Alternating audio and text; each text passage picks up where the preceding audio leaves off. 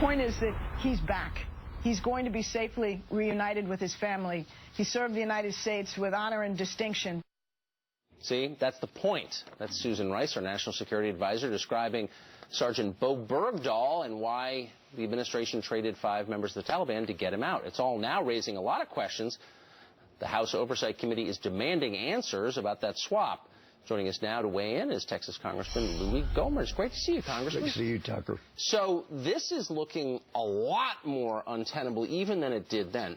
My first obvious question is there any way she didn't know, National Security Advisor, that Bowe Bergdahl had walked away from his unit? Well, you either got a choice of she's completely incompetent, and the same with the Benghazi matter. Right. Either completely incompetent and doesn't know the facts that everybody else involved does, or she's lying.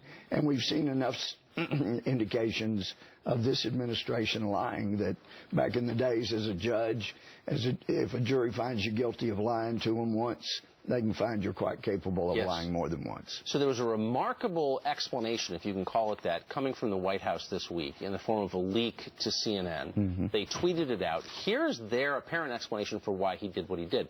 Quote, Bergdahl was planning to report what he believed to be problems with order and discipline in his unit, a senior defense official tells CNN. In other words, Bowe Bergdahl was a whistleblower, and that's why he joined the Taliban. Well, when you're a whistleblower, you don't go looking for the Taliban to, and that's probably true, but he was wanting to go blow the whistle to the Taliban instead of his superior commissioned officers. And let me tell you just how disingenuous this administration is.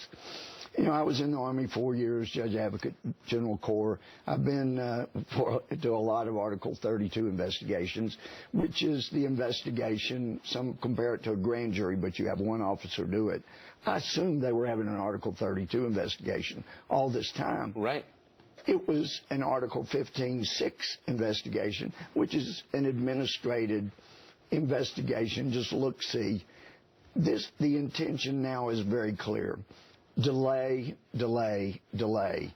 And that got them past the election without people. And, you know, they can say, well, the facts will come out eventually. There is no reason with the facts that were known. There shouldn't have been an Article 32 and no more than a month. Heck, they could have done it in a week. I've seen that happen in just a couple of days with just as much evidence at stake as there was here. Well, there were press accounts years ago, and members of his unit were quoted on background years ago saying this is what happened. Well, and it's Fox News that has had people on, like Special Ops SEAL, that were saying, we knew where he was. We knew he was going around looking for the enemy. Well, we don't encourage whistleblowing to our enemies. If you're a real whistleblower, you go to your superior non-commissioned or commissioned officer. To make Bowe Bergdahl into Norma Ray seems like quite a stretch. Well, it's unbelievable what they've done. Congressman, thanks for joining us. It's so good to see you. Great to see you. Thank you.